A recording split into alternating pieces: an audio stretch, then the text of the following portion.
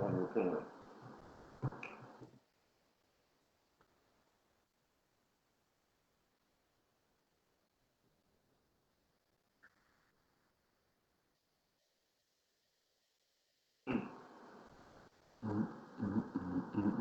Somebody would tell me that we were always running around with masks on our face.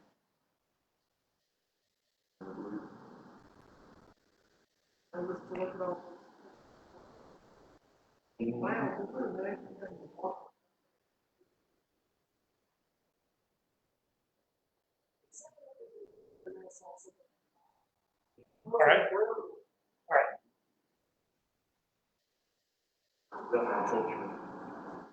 All right, good evening. It is 4:10 p.m. The Public Information and Governmental Affairs Committee meeting is hereby called to order. I'm going to go out of order a little bit. We have a few people that are waiting to speak. I'm going to go ahead and let you guys come on up at this time. So if you want to come on up and speak, I wanted to also. Yes, sir. Absolutely, absolutely. Okay. Yeah, just state your name and address. Also wanted to share, like I said, last week, we're dealing with COVID. And so we're trying to balance really our responsibility to keep everybody safe and respect social distancing. We also want to create opportunities here for people, let people have an opportunity to speak. And so last week we, weren't able to get everybody in to speak, and we've been putting some systems in place. President Parker's working hard to get a long-term solution going, but we did want to kind of create a platform for anybody that did want to share anything today. And so if you would, please just say your name and yes, sir, 3 minutes. Okay, thank you. My name is Carly Snell. I'm at 3930 Thank you. Okay. I appreciate having the platform today to be able to talk. I would, for the future, would love to see the chance for remote speakers to be able to talk from their homes, since a lot of people cannot come out to City Hall. But to the City Council in my Birmingham community, I come to you as a voter in District 2 in order to voice my concerns about the extremely high Birmingham budget and ask that you reallocate the police funding that takes up 20% of the overall budget. We need to step towards investing in education and youth programs. We need to invest in nonprofits like Be a Blessing Birmingham, who's been trying to raise money for a portable shower for the homeless population. Across from City Hall right now, there's a group of 20 to 30 people who live in Lynn Park who would affirm that a shower could change their lives. It's a simple gesture that we do take for granted. And this is just one example of how reallocating the police budget would give the city a chance to help improve its community and prevent possible crime. Councilor Stephen Hoyt recently agreed that we should not spend $150,000 on ammunition, and then followed up by saying that he does not want the police department to run out of ammunition while fighting crime on the streets. If the recent promise from our chief of police to train officers in de-escalation are true, then we should not have the need for the high cost of ammunition. Alongside with de-escalation training, our police department has also added an accountability report and enhanced training to address racial bias. This accountability report is long overdue and is not enough. Simply addressing implicit racial bias is not enough for our police department, and it also ignores the statistics revealing that it does not work. So clearly an example when last week, the San Jose Police Department shot their own racial bias trainer of 3 years when he was peacefully protesting with rubber bullets. And we have to constantly reteach our police department on how to not be racist and how to not murder citizens, then it's obvious the system has failed. The system was not designed to serve communities, especially Black and brown communities. I do understand that the City Council is not in the position to make changes to the budget due to the 2016 amendments to the Mayor Council Act, a revision that Mayor Woodfin has openly criticized but has still failed to create action for. I understand that you do not have the power to get rid of departments, and I'm aware because of COVID-19 that the city has lost money. And this does not negate what I'm asking you, what your community the other day was asking you. The City Council may have lost the power to adjust the budget directly, but you have not lost the power to refuse the budget that the mayor brings you. You can see where a city's priorities are by looking at their budget. At the moment, Birmingham and to Mayor Woodfin, your priorities are to the police department pockets and not to our community. I urge you to make an impactful change now to majorly defund the police department. Do not wait until our city is on fire to make a change. Please do not wait until a Birmingham police officer murders a person of color to make a change. And you may have limited power as a city council in Birmingham, but you can still help your community. Please do so by not approving the budget for 2021 until it has been changed to the people's demands. please listen to our community. Thank you. Thank you. Councilor Quinn. Oh, no, other. I want to thank you for your comments. I did want to ask, I guess, what do you see as the top thing the city's not doing that the city can do a better job of? When you're talking about moving money, but what is it that you think needs to be funded that's not funded now or needs to be funded better? How do you, what is your perspective on that? From personally seeing the community, for me, just as a citizen, I've been listening to other community organizations talk. I know that Faith Action, the Faith organization, recently talked about how they want to help the prison systems in Birmingham. And I know the medical students the other day talked about wanting to put more money into public health. And those are all things I completely agree with.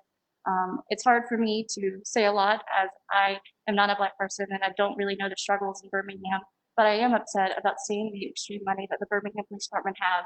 And I have never personally been helped by them.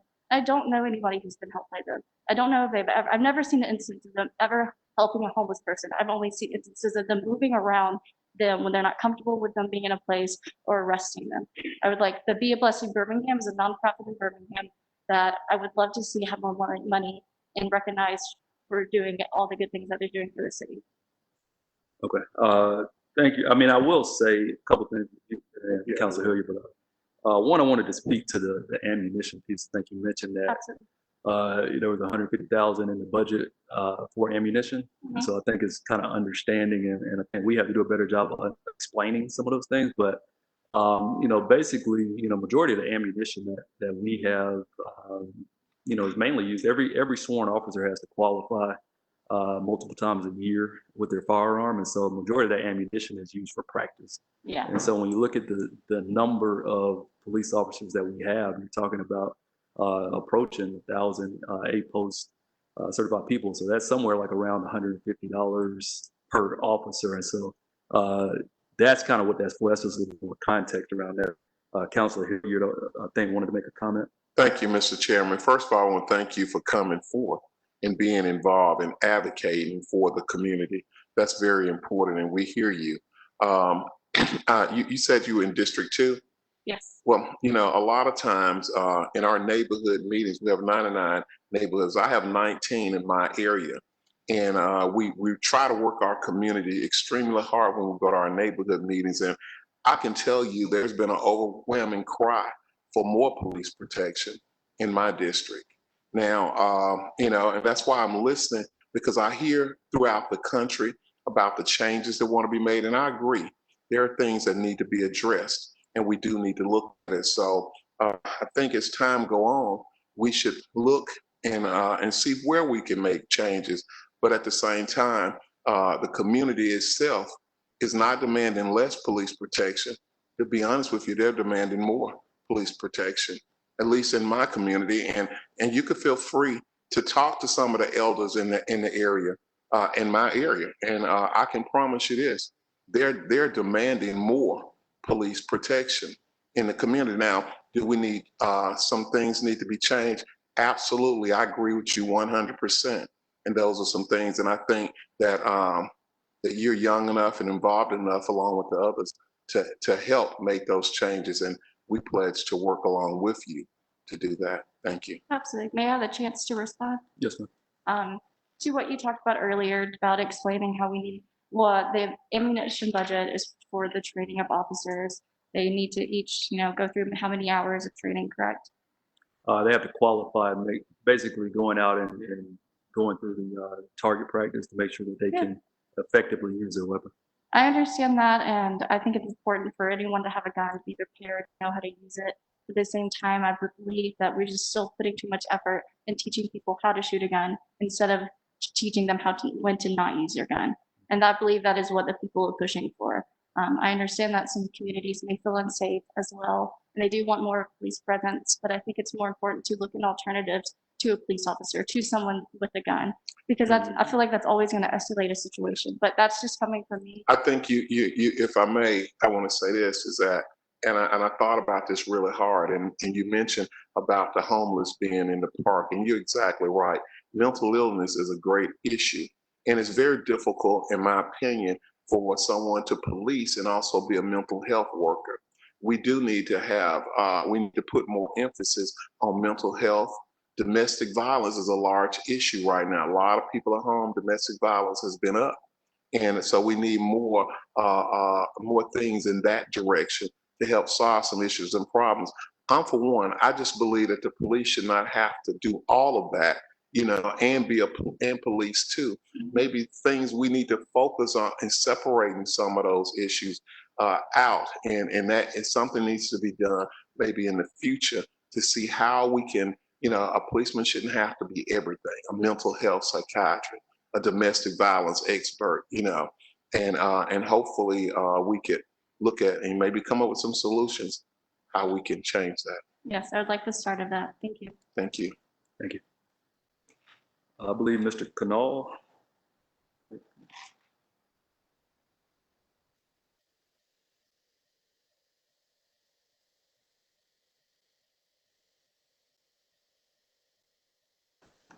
Good afternoon to the City Council. I would like to extend my well wishes to each and every one of you. I can't imagine it is easy managing a city during COVID-19. And I appreciate the council giving us, the citizens of Birmingham, the opportunity to foster a dialogue with the council regarding recent events that have transpired in our community. And thank you also to Councilor Woods for helping organize this. I would like to start off by saying that I'm a student. I'm a student of UAB, but I'm also a student of Birmingham. And in many ways, the lessons that the city streets have taught me are just as, if not more important than what I learned in school. One of those lessons is that there is no price to be set for human life. There's no price to be set for principles. There's no price to be set for justice. These are all things that we should be allowed to take for granted because they are human rights. We are born with them. They are not privileges. They are rights we are entitled to. Let's briefly talk about the circumstances that led to the situation. As you're aware, the recent police killings of many unarmed, innocent Black men. We've talked about police brutality before, but I want to take it back a little personal. I'm not Black, obviously, but I am brown. I do remember my first brush with authority at the hands of the police and the means by which they can be corrupted. After 9/11, my father, who is also brown, he's Pakistani heritage, was heavily profiled by the police and constantly harassed.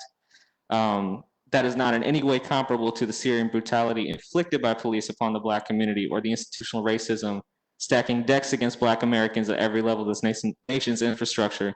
But I do understand the essence of what leads to it. And as a student of public health, I would like to remind the council that the cornerstone of public health is the built environment. We are well aware that police-sponsored racism is an enormous stressor and therefore a negative influence on the health of people of color, in particular the Black community. And I, as many others in our city, are shocked that at a time of national and global reckoning with the raw truths that have been exposed about the unacceptably racist and horrific police practices consistently swept under the rug for decades by elected officials, we now have a city council preparing to give $2 million in extra funds to the Birmingham City Police for reasons which cannot be defended logically. I understand that due to actions taken by previous administrations, such as the Mayor-Council Act, there is little that y'all can do to mitigate this at the present time, since the council no longer has the ability to veto things line item by line item, but there's still power vested in you to veto a budget based on moral and ethical objections based around principles of justice. Every single member of this council is for the community. Knowing the toll that racist, lopsided policing takes on public health, it's unconscionable that in the midst of a legitimate public health crisis and pandemic, this council could further harm health outcomes by voting yes on this budget. When Mayor Woodfin was running for office, he ran on a platform of putting people first. We have seen how people suffer. We have seen what they call for. Taking these steps will not bring back George Floyd. It will not bring back Rayshard Brooks. It will not bring back Breonna Taylor. What it can do is prevent us from having to continue to bear witness to the destruction of families and homes at the hands of the police. And as you know, you had already discussed the reallocation of the $150,000 in the ammunition budget. You all have the power to not only put people first, but also to allow, as Dr. King would say, for the arc of the moral universe to bend towards justice. Thank you. I yield my time. Thank you, sir. Councilor Quinn. Sure. So I think, it's important for us to have all these discussions and for us as council members to help, communicate what we've learned. It is admittedly difficult to know all of the details and ins and outs of the city, even as a counselor, but especially when you're not, here involved in all of the details intimately. So in that, one thing that I want to point out in that regard is in that $92 million for the police department budget is a considerable portion of that comes from the federal government. So the Department of Justice provides millions of dollars in funding to the Birmingham City Police Department. And that comes in directly to the city, but then that money gets included in that $92 million.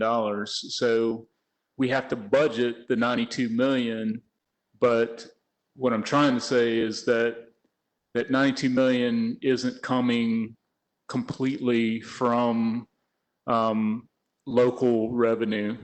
Now, I don't think, personally, I don't feel like we, in an ideal situation, should be dependent on the federal Department of Justice, especially under the current administration. Those federal dollars actually come with a considerable number of strings attached. And, as recently as when we were coming into office, the Attorney General at the time was trying to manipulate local policy using those dollars coming from the Department of Justice. We've, pushed back on that to the extent that we can, but, the point is still, I think that we ought to, live within our means and not be dependent on the federal government. But that being said, those dollars pay for police officer salaries.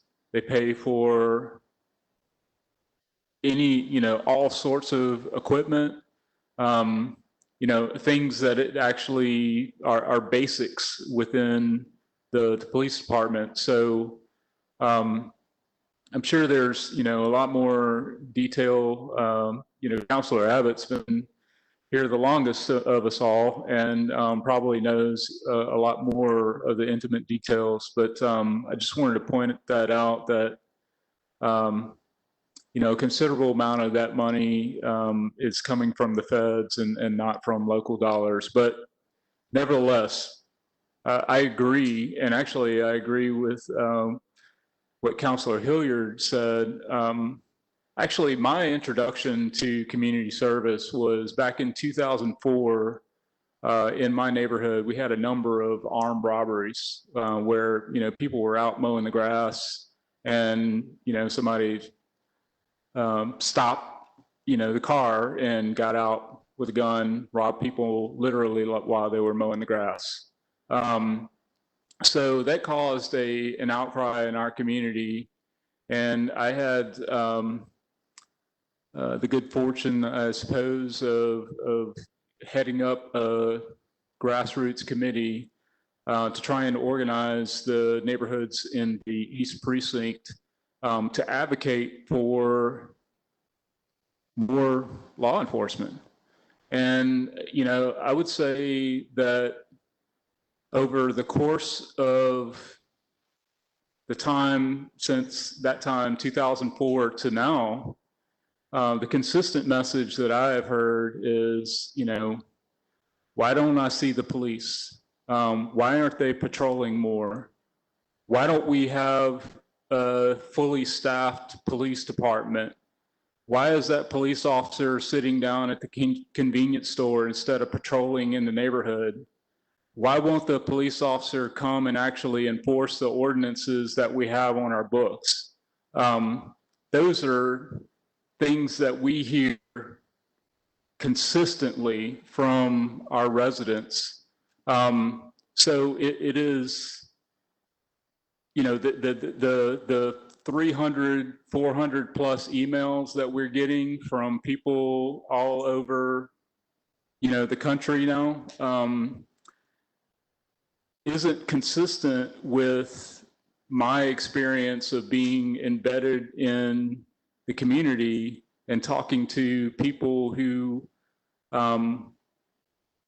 want to feel safe, you know? So, you know, I think it's important, again, you know, we hear you. I definitely do not think that police officers should be, you know, tasked with all the things that we put on them. You know, Councilor Abbott and I are big on the noise ordinance, never gets enforced, period. Barking dogs are a problem that has annoyed me, not personally, but I've had residents contact me about that consistently over many years. Police officers will not enforce our local ordinances on that matter. Parking in the front yard. I mean, I could go on and on with a number of things that are local city laws that simply do not get enforced because we're asking our police officers to do too much. Can I respond to that first? Yeah, absolutely. So there's a lot to unpack there, but I wanted to start off with I think the predominant consensus here is that, you know, whenever you go into the community, they're always asking you for more law enforcement, right? I mean, like, so activists like me standing up here, we might talk about, you know, taking money from the police budget, putting it elsewhere, but then you go out in the community and you actually talk to people and they say the opposite. I understand that. But I will tell you, there is one example in recent memory of people having changed their mind about that after seeing recent events. I'm sure you're all familiar with Rashard Brooks and what happened to him in Atlanta. And his family, 2 weeks ago when they were messing up the CNN Center and vandalizing it and putting graffiti everywhere, they were on the side of the police. They wanted more police. They didn't think those, you know, those actions were justified. Come 2-3 weeks later, and we see the family talk about this publicly for the first time, and they say, you know, maybe that's not the best course of action. Maybe we need something that is more community-based and community-focused. Now, as you said, you know, the police obviously are swept up in a lot of things. Y'all are asking the police to do too much. It is not inconceivable to break it down so that you have maybe a task force for these things, like task force for noise ordinance or task force for, you know, people who aren't mowing their lawns or whatever it is. Then, you know, having this giant behemoth, this juggernaut trying to task everything, and that's all we're asking you for, is consider these alternatives. And I think that, you know, that is a message that will go a long way in these communities as well. I don't think it's just a losing message that activists like me up here, you know, we talk, you know, a lot about it, but I think if you actually went out and talked to these people, they're receptive. And I think it's something worth considering. Yeah, and I just want to affirm what you're saying. I think we're saying the same thing in a lot of respects. So, you know, I can tell you it's frustrating. As a counselor, I think all of us have been frustrated that, you know, I personally feel like if we're not going to have any enforcement of our own laws, then let's get rid of them. You know, let's don't have them on the books. If we're never going to take action on them. That is, you know, to me strikes me as asinine that you would pass a law and then, you know, can't actually get actual enforcement. So in any case, I just want to say, you know, I think we're saying a lot of the same things a little differently, but Thank you. Councilor Hilliard. Yes, I think you're exactly right, and that's what I'm looking for. That's why I have my young staff here. We're taking notes, and I think that task force that you're talking about on different task force on mental health, task force on homeless, and we really worked hard on a lot of that. But I do agree that there's some. So if you have any suggestions, I would love to get them, and let's sit down and talk about them. So, Now may not be the time for us to hash it out because we got other speakers, but I do want to get Yes, with you to talk more about these task force, because I just believe that that now is a great time to get more young people involved in our communities, and I think we can start there. In my 19 neighborhoods, most of my neighborhoods are run by the elderly. We don't get a lot of young people like yourself that's involved in the community. So there's plenty of work to be done out there. And we would love to have you and the young lady and others, working along to make it happen. Now, of course, this environment we're in now has made it difficult, but I communicate in a town hall meeting every single week. I do a town hall meeting by phone and sometimes by Facebook, but but it's done by phone. And we had the sheriff to speak last Tuesday, but the police chief to speak to Tuesday before that. We break down departments of the cities and communities, and I would love to have you join us on our conference call and actually hear what happens and hear the people that live in my district. So that and they love to see young people with ideas, and they would welcome your involvement. I appreciate it. Thank you for your time. Thank you, sir. All right, we're going to jump back over to the agenda real quick. I think I think we're good on speakers.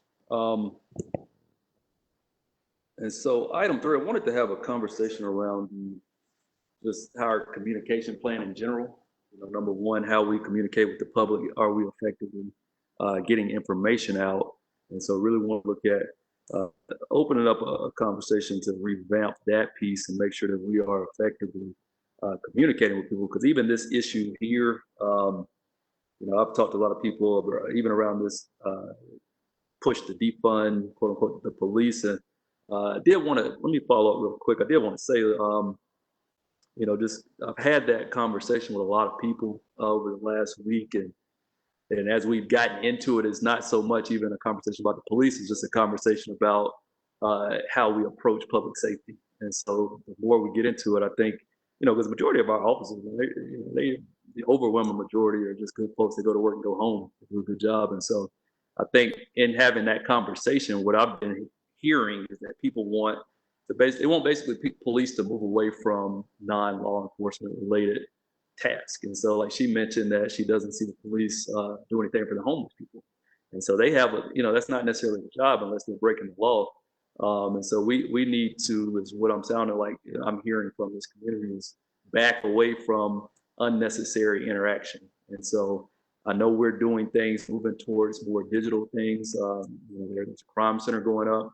We've also had conversation around mobile speed detection. And so you can get away from having to pull people over for traffic stops. And so, that conversation is ongoing. I think I agree with that. I think there is a need to how we can move away from law enforcement and really situations where the law is not being broken. And so that those are educational settings, but we got to have that conversation. You have to replace those things with something.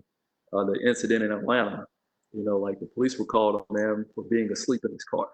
If they had another option to dispatch to that situation, it probably could have got resolved a lot smoother. And so it wasn't a need, in and of itself to call the police. It wasn't a law enforcement issue that anyone knew of to start it. And so that's that concern. But I think we need to continue to have that conversation and structure it down into, what people actually want to see collectively as Birmingham residents. And so we'll continue working on that piece. But wanted to jump back over, and we are looking at, we've been having some conversations around how we push out information. And so just want to be able to invite really all the counselors to continue to bring the ideas and see how we can do a better job. I know we are in several media outlets and work with several groups to push out information, but looking for feedback from the public as well. So I added this on the agenda because if you feel like you're not getting information, and a lot of conversations I've had are people not kind of, I guess, knowing what's going on here and trying to fill in the blanks on their own. And so if we can do a better job of getting information to you, let us know how we can do that. And so I want to put that out there. Does anybody have anything on that topic? All right.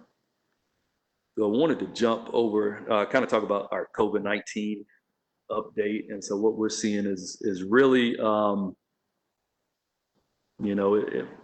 of fortunately in Jefferson County, we're not increasing as fast as other areas in our state. And so, that's good to see, but I think it's important to continue to tell people, like, look, this thing is having a significant impact on people. We're starting to learn more about the actual harm that it's doing to your body. It's not just a question of whether or not you die, but it's a question of what are the long-term implications of having this virus, and what does that look like for you, with lung capacity, heart issues for the rest of your life. And so we really need to make sure that we're harping on the fact that, this is serious. And now locally, I am excited.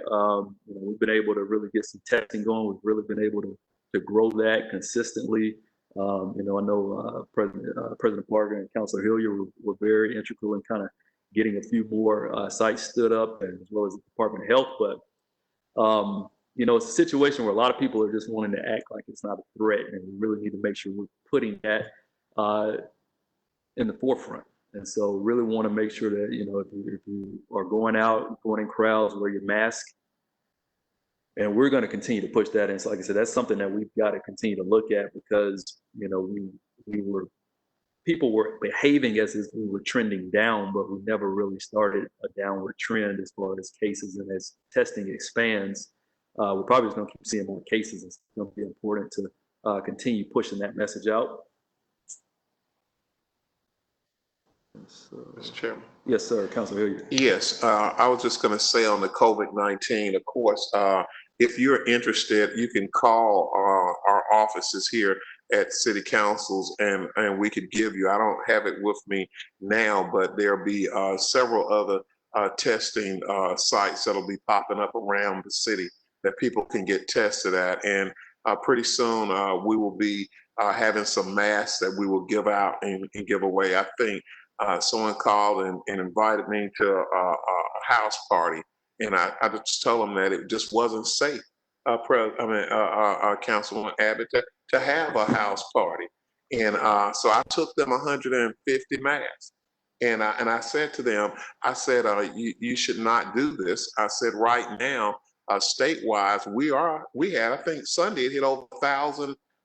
Didn't it? Someone told me Sunday it hit over 1,000 numbers in terms of people who had contracted the virus in Alabama. So we are at a significant high number of COVID cases. And yesterday I passed by a particular bar and restaurant, and I can honestly tell you there had to be probably right around 200 to 300 people out there. And I hope that they had on their mask, but I'm worried about our community, and the fact that we need to, since we've opened everything back up, I don't know whether people understand that this doesn't mean that the coronavirus has gone down. So we have to be careful, and we must continue to spread the word and use our ability as council and community leaders to continue to let people know how dangerous it actually is. Absolutely. And so just keep that in front of your mind, continue to share, just wear your mask if you're determined to get back out there. Wanted to, I guess, give just a quick look, kind of what we're seeing as the impact, on the COVID, this pandemic that we're in when it comes to unemployment in the Birmingham city area. And so just kind of looking year over year, back in April 2019, the unemployment rate was 3%. And so we fast forward 12 months to April 2020, and the unemployment rate is 15.6. And so to kind of give a little more context to that, March 2020, the unemployment rate was at 3.5%. And so you had a 12.1% rise in unemployment, basically can be pretty much correlated to the pandemic. And so, like I said, it's a serious thing. It's impacting people. And just want to encourage everybody to continue to, like I said, or if you're not taking it serious, take it serious. If you are, continue to do that. And so, anybody got anything else on COVID? Yeah, I'll just say that, part of the reason, well, let me back up.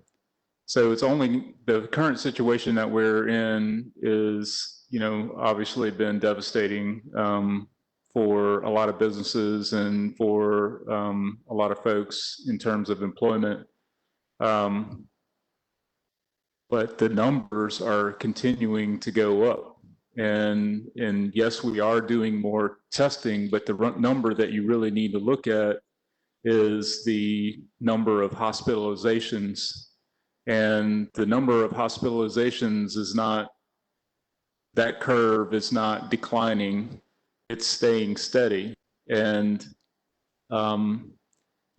from the beginning, a lot of our efforts were trying to flatten that curve. Well, we're not seeing that curve flattening or even the slope of the curve being declining. So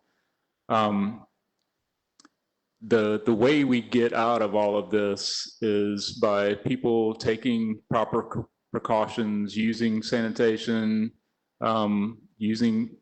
practicing social distancing, wearing a mask in groups, and just taking proper precautions. My biggest fear is that, there's this kind of sense that we're going back to normal, but we'll be right back where we were in April if folks don't pay attention and take the proper precautions. And so if we don't want to, repeat history, then let's do something different. Absolutely. Thank you. One last order of business. Need to circle back if anyone has had an opportunity to review the minutes from May 20th.